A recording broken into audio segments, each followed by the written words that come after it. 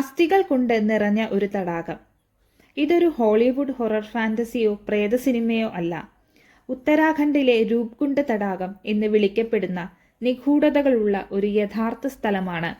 Palaeolithic കാലഘട്ടത്തിലെ മനുഷ്യ അസ്ഥികൂടങ്ങളുടെയും കുതിരകളുടെയും അവശിഷ്ടങ്ങൾ ഇവിടെ കാണാം. ഇതിന് മിസ്റ്ററി തടാകം എന്ന പേരുമുണ്ട്. ഇന്ത്യൻ ഹിമാലയത്തിൽ സമുദ്രനിരപ്പിൽ നിന്നും 5000 മീറ്ററിലധികം ഉയരത്തിൽ സ്ഥിതി ചെയ്യുന്ന രൂപ്കുണ്ട് അസ്ഥികൂട തടാകം പുരാവസ്തു ഗവേഷകരെ വളരെ കാലമായി ആശയക്കുഴപ്പത്തിലാക്കിയിട്ടുണ്ട്. എന്നിരുന്നാലും ഈ സ്ഥലത്തിന് സങ്കല്പിക്കുന്നതിനേക്കാൾ സങ്കീർണമായ ചരിത്രമുണ്ടെന്ന് ഗവേഷണം വെളിപ്പെടുത്തുന്നു. 1942 ശൈത്യകാലത്ത് ഹിമാലയത്തിന്റെ ഈ തടാകത്തിന്റെ തീരത്ത് ഒരു ബ്രിട്ടീഷ് ഫോറസ്റ്റ് ഗാർഡ് 100 കണക്കിന് എല്ലുകളും തലയോട്ടികളും കണ്ടു. ചിലതിൽ ഇപ്പോഴും മാംസമുണ്ടെന്ന് പറയപ്പെടുന്നു. ആ വേനൽക്കാലത്ത് ഉരുകിയ മഞ്ഞ് കൂടുതൽ അസ്ഥികൂട അവശിഷ്ടങ്ങൾ വെള്ളത്തിൽ പൊങ്ങിക്കിടക്കുന്നതായും തടാകത്തിന്റെ അരികുകളിൽ ചിതറിക്കിടക്കുന്നതായും വെളിപ്പെടുത്തി. 2ാം ലോക മഹായുദ്ധത്തിന്റെ സമയമായതിനാൽ ആ അസ്ഥികൂടങ്ങൾ ഇന്ത്യയിലൂടെ നുഴഞ്ഞു കയറാൻ ശ്രമിക്കുന്നതിനിടെ മരിച്ച ജപ്പാൻ സൈനികരുടേതാണെന്ന ഭയവും ഉണ്ടായിരുന്നു. ജാപ്പനീസ് അധിനിവേശത്തെ ഭയന്ന് ഇത് ശരിയാണോ എന്ന് നിർണയിക്കാൻ ബ്രിട്ടീഷ് സർക്കാർ ഒരു അന്വേഷണ സംഘത്തെ അയച്ചു. അസ്ഥികൾ ജാപ്പനീസ് സൈനികരുടേതല്ല, മറിച്ച് വളരെ പഴയ കാലഘട്ടത്തിൽ നിന്നുള്ളതാണെന്ന് അവർ കണ്ടെത്തി. എന്നാൽ അവർക്ക് എന്ത് സംഭവിച്ചു? ഒരു പകർച്ചവ്യാധി, മണ്ണിടിച്ചിൽ, ആചാരപരമായ ആത്മഹത്യ എന്നിവ ഉൾപ്പെടെ നിരവധി അനുമാനങ്ങൾ നിർദ്ദേശിക്കപ്പെട്ടിട്ടുണ്ട്. 6 പതിറ്റാണ്ടായി രൂപ്കുണ്ട് തടാകത്തിന്റെ അസ്ഥികൂടങ്ങളുടെ നിഗൂഢത ആർക്കും പരിഹരിക്കാനായിട്ടില്ല.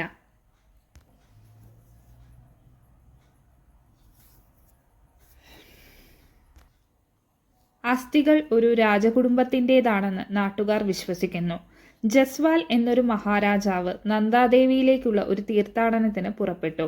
അദ്ദേഹത്തിന്റെ കൂടെ ഗർഭിണിയായ ഭാര്യയും മറ്റ് പരിചാരകരും വാദ്യമേള ഘോഷക്കാരും ഉണ്ടായിരുന്നു. തന്റെ ജനിക്കാൻ പോകുന്ന കുഞ്ഞിന് അനുഗ്രഹം കിട്ടാൻ വേണ്ടിയാണ് അദ്ദേഹം ആ തീർത്ഥാടനത്തിന് പുറപ്പെടുന്നത്. എന്നാൽ ഒരിക്കലും ആ സ്ഥലത്ത് കൂടുതൽ ആഘോഷങ്ങളോ ശബ്ദമുണ്ടാക്കുന്നതോ ഒന്നും കൊണ്ടുപോകരുതെന്ന് പ്രാദേശിക പുരോഹിതന്മാർ മുന്നറിയിപ്പ് നൽകിയെങ്കിലും ആ രാജാവ് അവരുടെ ഉപദേശം അവഗണിച്ചു. ആ യാത്രക്കിടയിൽ അദ്ദേഹത്തിന്റെ ഭാര്യ ഒരു കുഞ്ഞിന് ജന്മം നൽകി. ആ രാജാവ് ഇത് ഗംഭീരമായി തന്നെ ആഘോഷിച്ചു. പക്ഷേ ഇതെല്ലാം നന്ദാദേവിയിലെ ദേവിയെ പ്രകോപിപ്പിച്ചു. തന്റെ പുണ്യഭൂമിയെ ദുഷിപ്പിച്ചുവെന്ന് ആ ദേവി വിശ്വസിച്ചു. ആഘോഷത്തിന്റെയും ആഡംബരത്തിന്റെയും പ്രകടനത്തിൽ ദേവി പ്രകോപിതയായി. തൽഫലമായി ആ രാജാവിന്റെയും കുടുംബത്തിന്റെയും മുകളിൽ ആലിപ്പഴം വർഷിക്കാൻ തുടങ്ങി. അങ്ങനെ അവരെല്ലാം മരിച്ചു. ആഭരണങ്ങളുടെയും മറ്റും പുരാവസ്തുക്കളുടെയും അവശിഷ്ടങ്ങൾ കൂടാതെ നിരവധി കത്തികളും കുന്തങ്ങളും രൂപ്കുണ്ട് തടാകത്തിന്റെ അസ്ഥികൂടങ്ങളിൽ നിന്ന് കണ്ടെത്തിയിട്ടുണ്ട്. ഇത് ഈ സിദ്ധാന്തത്തിന് കൂടുതൽ വിശ്വാസ്യത നൽകുന്നു. പ്രാദേശികമായി കീടാജാടി എന്നറിയപ്പെടുന്ന മാന്ത്രിക കൂണുകൾ തേടി താഴ്വരയിലെത്തിയ ആളുകളുടേതാണ് രൂപ്കുണ്ട് തടാകത്തിന്റെ അസ്ഥികൂടങ്ങൾ എന്ന് ചിലർ വിശ്വസിക്കുന്നു. എല്ലാ വസന്തകാലത്തും താഴ്വരയിൽ അവിശ്വസനീയമായ ഔഷധ ഗുണങ്ങളുള്ള ആയിരക്കണക്കിന് കാറ്റർപില്ലർ ഫംഗസുകൾ മുളപൊട്ടുന്നതായി പറയപ്പെടുന്നു. ഈ ഫംഗസുകൾ വളരെ വിലപ്പെട്ടതാണ്. ഈ ഫംഗസുകൾ അന്വേഷിച്ചെത്തിയ ഒരു കൂട്ടം ആളുകൾക്ക് മേൽ ശക്തമായ ആലിപ്പഴ പ്രവാഹം വീണ് മുഴുവൻ ആളുകളും മരിച്ചു. 1841 ടിബറ്റ് യുദ്ധത്തിൽ നിന്ന് മടങ്ങുന്ന വഴിയിൽ മോശം കാലാവസ്ഥയിൽ കുടുങ്ങി ഹിമാലയത്തിന്റെ നടുവിൽ വെച്ച് വഴിതെറ്റി മരിച്ച കാശ്മീരിലെ ജനറൽ സൊരാവർ സിംഗിന്റെയും അദ്ദേഹത്തിന്റെ ആളുകളുടെയും തലയോട്ടികളാണെന്ന് ചിലർ വിശ്വസിച്ചിരുന്നു. ഇക്കാര്യത്തിൽ റേഡിയോ കാർബൺ അസ്ഥികളുടെ ഡേറ്റിംഗ് ഈ കഥയുടെ പ്രസക്തിയും സാധ്യതയും ഒഴിവാക്കുന്നു. കാരണം അസ്ഥികളും തലയോട്ടികളും മറ്റൊരു കാലഘട്ടത്തിൽ നിന്നുള്ളതാണെന്ന് പരിശോധനകൾ കാണിക്കുന്നു. കാലക്രമേണ ലോകം കാത്തിരിക്കുന്ന ഉത്തരങ്ങൾ കണ്ടെത്താൻ അശ്രാന്തമായി പരിശ്രമിച്ച നിരവധി ചരിത്രകാരന്മാർ, നരവംശ ശാസ്ത്രജ്ഞർ, പുരാവസ്തു ഗവേഷകർ എന്നിവരുടെ താൽപര്യം സ്കെലിറ്റൻ തടാകത്തിന്റെ നിഗൂഢത ആകർഷിച്ചു.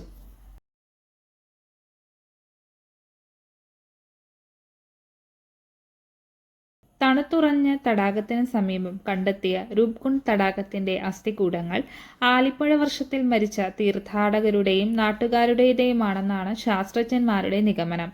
2004 ഈ അസ്ഥികൂടങ്ങളെക്കുറിച്ചുള്ള പഠനത്തിൽ ശാസ്ത്രജ്ഞർ അസ്ഥികൂടങ്ങളുടെ സാമ്പിളുകളും സംരക്ഷിത മനുഷ്യകോശങ്ങളും ശേഖരിച്ചു.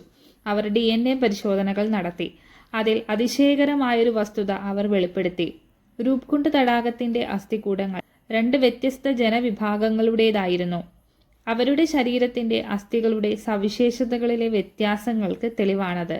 അസ്ഥികൂടങ്ങളെ 2 ഗ്രൂപ്പുകളായി തരംതിരിച്ചിരിക്കുന്നു: കുടുംബ അസ്ഥികൂടങ്ങളും ചെറിയ അസ്ഥികൂടങ്ങളും. ഈ 2 ഗ്രൂപ്പുകളും പരസ്പരം ബന്ധപ്പെട്ടിരുന്നു. ശാസ്ത്രജ്ഞരുടെ അഭിപ്രായത്തിൽ അവർ അങ്ങനെ ആയിരുന്നില്ല.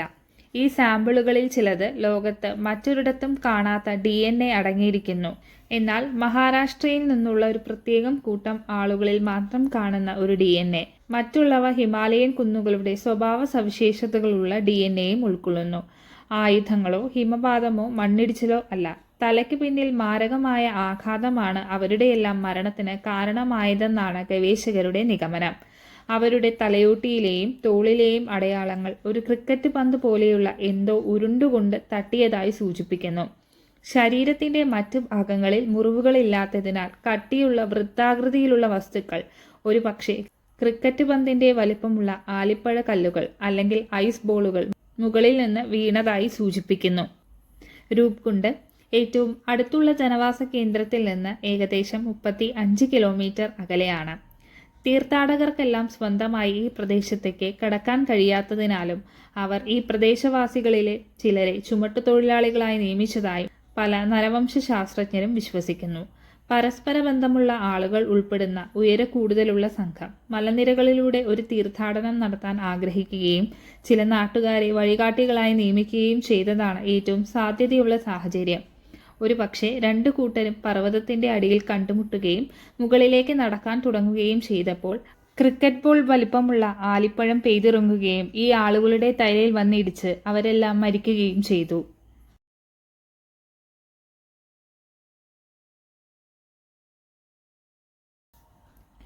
ഇന്ത്യൻ അന്തർദേശീയ ശാസ്ത്രജ്ഞരുടെ ഒരു സംഘം 2019 പ്രസിദ്ധീകരിച്ച ഒരു പഠനമനുസരിച്ച് അസ്ഥികൂടങ്ങൾ ഇന്ത്യക്കാരുടെ മാത്രമല്ല, മറിച്ച് തെക്കുകിഴക്കൻ ഏഷ്യയിലെയും വിദൂര ഗ്രീസിലെയും ആളുകളുടേതാണെന്നാണ്. ശാസ്ത്രജ്ഞരുടെ അഭിപ്രായത്തിൽ അവർ ഒരു ദുരന്ത സംഭവത്തിൽ മരിച്ചിട്ടില്ല, മറിച്ച് 1000 വർഷത്തിലേറെയായി സംഭവിച്ച നിരവധി സംഭവങ്ങളുടെ ഫലമായാണ്. പെൻസിൽവാനിയ സർവകലാശാലയിലെ നരവംശാസ്ത്ര വിഭാഗം ചെയർപേഴ്സൺ കാത്തലീൻ മോറിസിൻ രൂപ്കുണ്ട് മാതൃകകളെ ചോദ്യം ചെയ്തിരുന്നു. അവയുടെ DNA എവിടെ നിന്നാണ് ഉത്ഭവിച്ചതെന്ന് അവർ സൂചിപ്പിക്കുന്നു. BC 180 ആരംഭിച്ച് ഏകദേശം 200 വർഷമായി ഇന്ത്യൻ ഉപഭൂഖണ്ഡത്തിൽ ഒരു ഹെലനിക് രാജ്യം നിലനിന്നിരുന്നുവെന്ന് അവർ അവകാശപ്പെടുന്നു. നിരവധി വിശദമായ പഠനങ്ങൾക്കും പരിവേഷണങ്ങൾക്കും ശേഷവും രൂപ്കുണ്ട് തടാകത്തിൻ്റെ അസ്ഥികൂടങ്ങളെ ചുറ്റിപ്പറ്റിയുള്ള നിഗൂഢത പരിഹരിക്കപ്പെടാതെ കിടക്കുന്നു. ഉത്തരാഖണ്ഡിലെ ചമോലി ജില്ലയിലാണ് രൂപ്കുണ്ട് സ്ഥിതി ചെയ്യുന്നത്. സമീപത്ത് സ്ഥിരമായ ജനവാസ കേന്ദ്രങ്ങളില്ലാത്ത ഒറ്റപ്പെട്ട സ്ഥലമാണ് രൂപ്കുണ്ട്.